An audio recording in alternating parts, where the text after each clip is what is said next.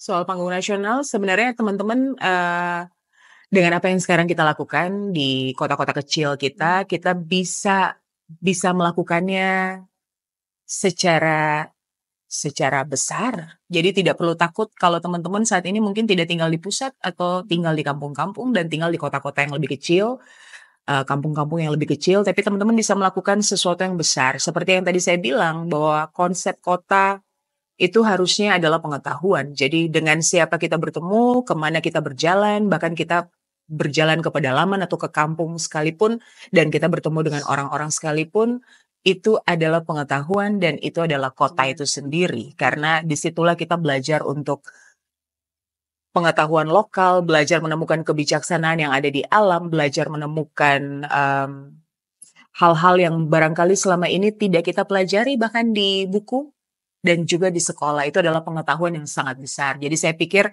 itu harusnya menciptakan confident atau percaya diri untuk kita yang masih tinggal di kampung untuk terus melakukan sesuatu yang kecil tapi berdampak besar dan tanpa perlu membingungkan tentang harus melakukan hal-hal yang nasional atau go to nasional untuk mendapatkan pengakuan.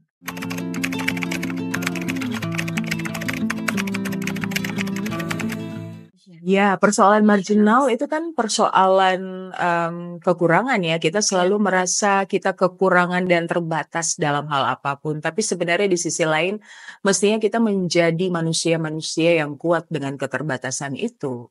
Ya, kadang-kadang termarginalkan itu hanya mata atau sebuah konsep di mana orang lain melihat kita bahwa kita adalah suara-suara yang marginal. Padahal sebenarnya kita punya kekuatan untuk terus mendobrak dan juga terus membicarakan dan juga terus menyuarakan kegelisahan, keresahan yang ada sebagai suara-suara dan sebagai bentuk kekuatan yang lain. Jadi jangan berpikir kecil, jangan berpikir rendah terhadap dirimu sendiri, apalagi untuk teman-teman yang tinggal di kampung, tapi teman-teman bisa melihat itu justru sebagai potensi.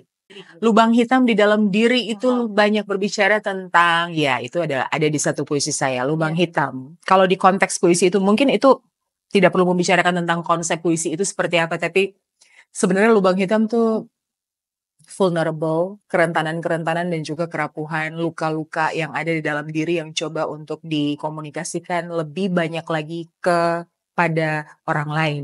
Jadi kita mestinya berani untuk menceritakan apa yang jadi persoalan di dalam diri, apa yang jadi kegelisahan di dalam diri, karena manusia ternyata punya kegelisahan yang sama.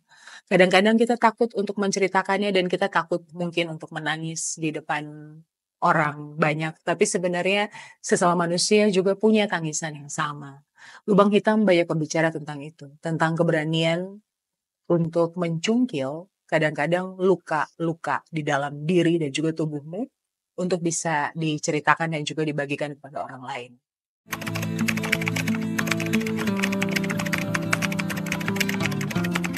Merasa rendah diri itu ada hubungannya dengan ketidaktahuan kita akan diri kita, ketidaktahuan kita akan potensi yang dimiliki oleh diri kita, dan ketidaktahuan kita akan potensi yang bisa dilakukan oleh diri kita. 3 hal itu mesti kita coba untuk pelan-pelan menemukannya. Karena setelah itu kita tidak lagi rendah diri. Kita punya keterbatasan, iya. Barangkali kita punya kekurangan, tapi dengan mengetahui bahwa potensi diri kita apa, kita bisa bergerak untuk tahu apa yang menjadi tujuan.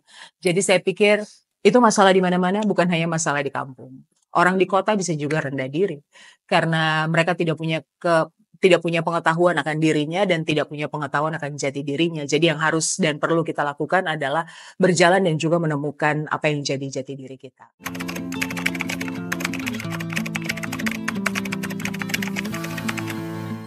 Terus lakukan hal-hal kecil dan jangan merasa hal-hal yang saat ini teman-teman lakukan kecil. Karena teman-teman bermain dengan media, pemberitaan, sebuah berita, beritakanlah. Apapun yang teman-teman rasa itu adalah kegelisahanmu dan juga keresahanmu, terus beritakan apapun itu. Karena suaramu penting. ya. Thank you. Iya.